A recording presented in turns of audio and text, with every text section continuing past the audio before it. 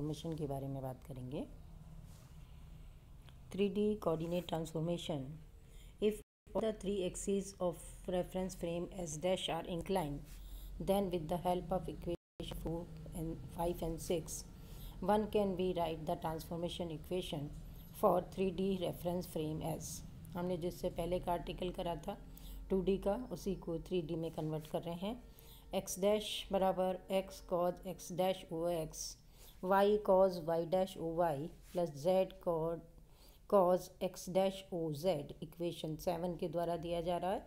y dash बराबर x cos y dash O x, y cos y dash O y plus z cos y dash O z equation 8 के द्वारा y coordinate y dash coordinate x y z coordinate से relate है।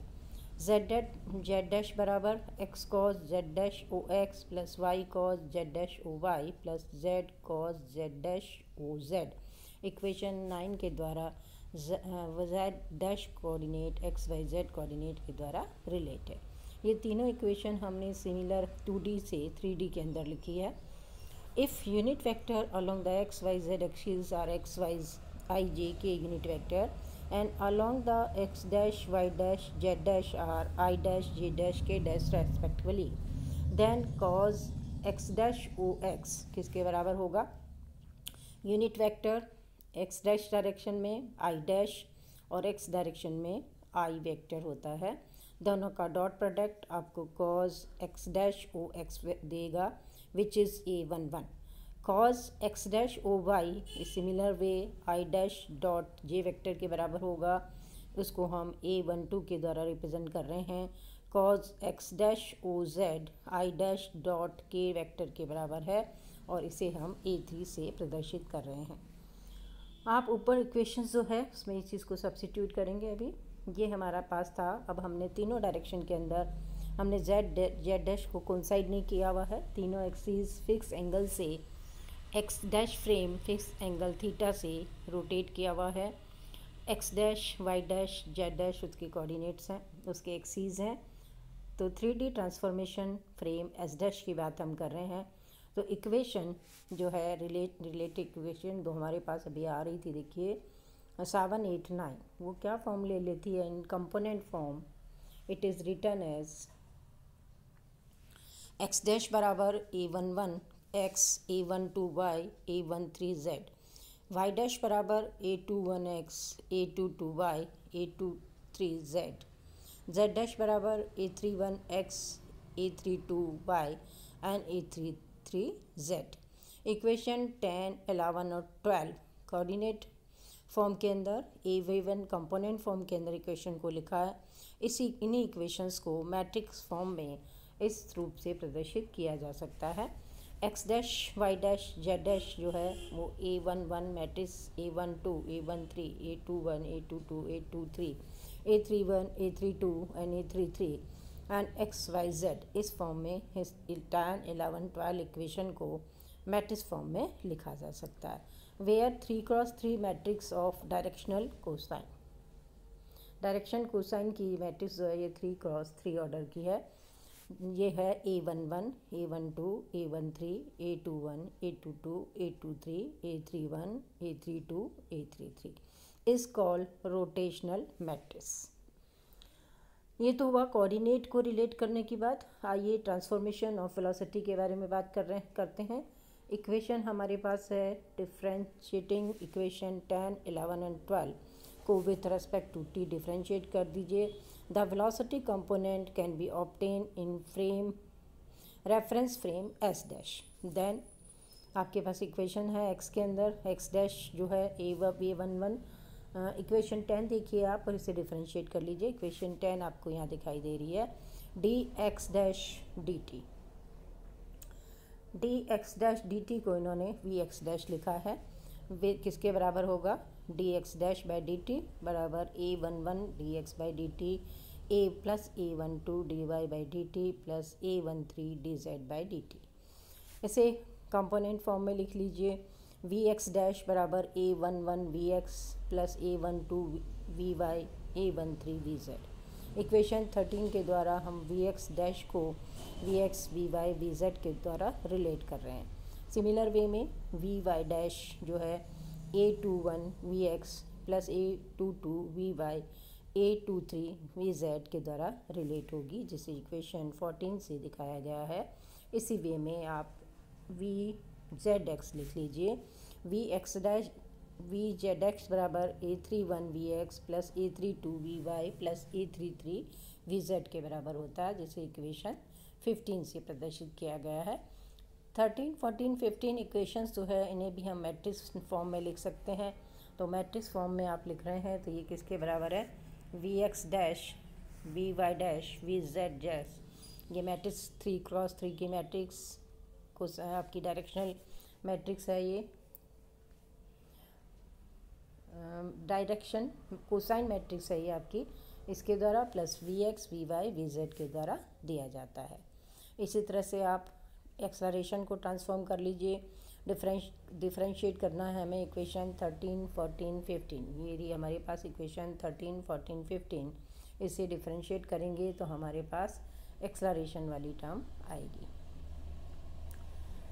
तो ये लिखिए D x dash D square X dash D T square आपके पास F x dash के बराबर है, which is A11 fx plus A12 fy plus A13 fz के द्वारा दिया जा रहा है।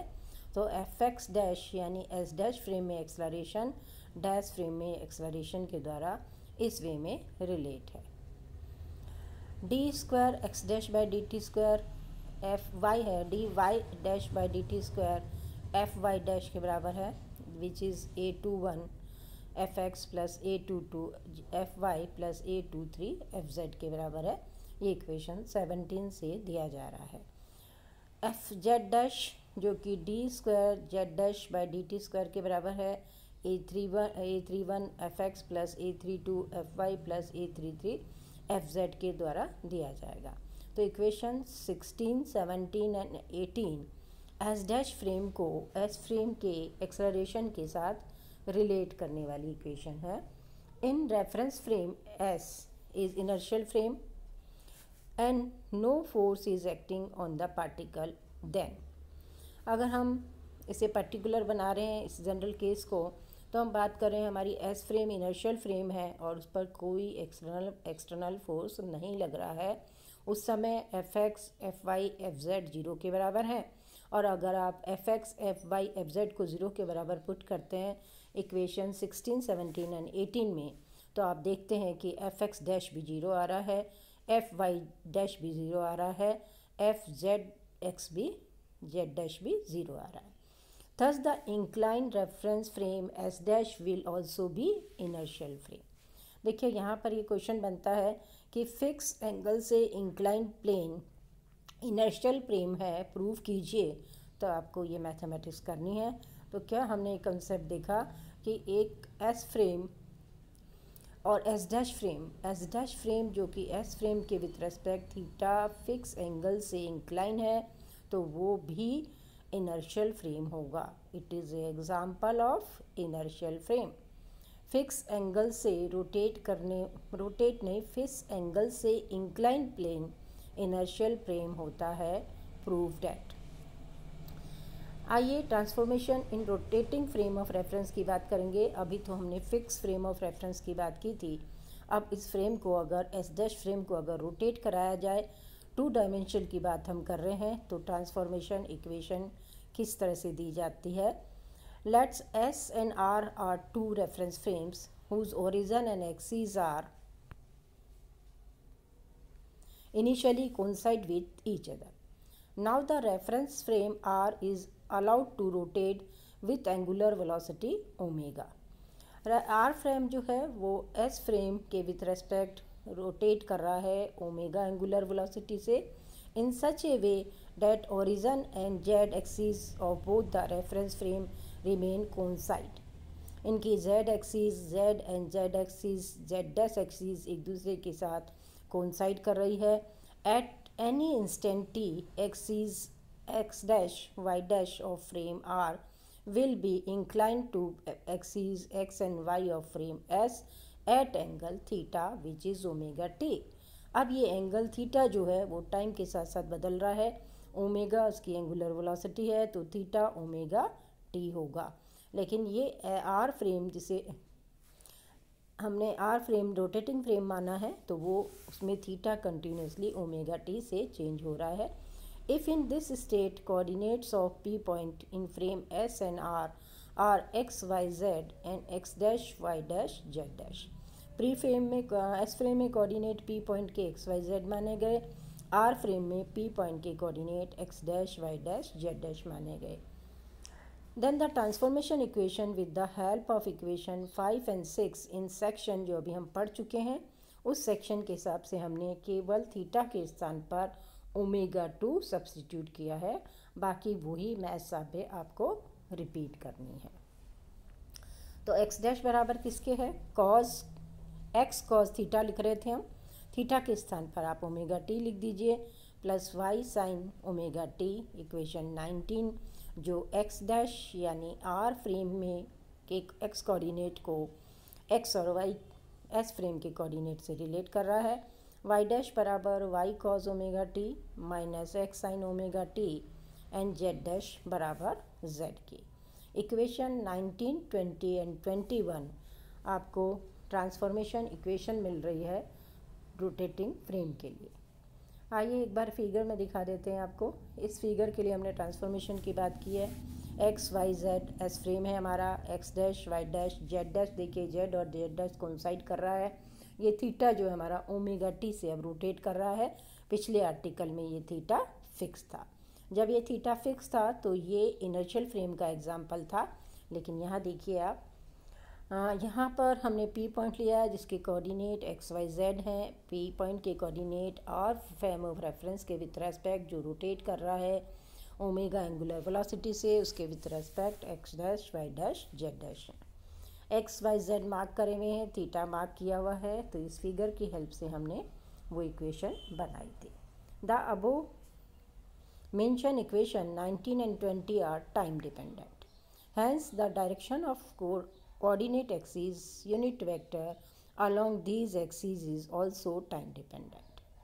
यहाँ आपने क्या देखा, टी पैरामीटर आ रहा है, टाइम डिपेंडेंट पैरामीटर आ रहा है, तो ये इक्वेशंस भी जो है वो टाइम डिपेंडेंट होगी। Therefore in order to determine the velocity and acceleration of the particle, time dependency of coordinate in rotational frame is taken. Rotational frame के अंदर हम वेलोसिटी और एक्सेलरेशन की टाइम डिपेंडेंसी भी डिटरमाइन करेंगे। नेक्स्ट आर्टिकल हम अगली बार डिस्कस करेंगे। धन्यवाद।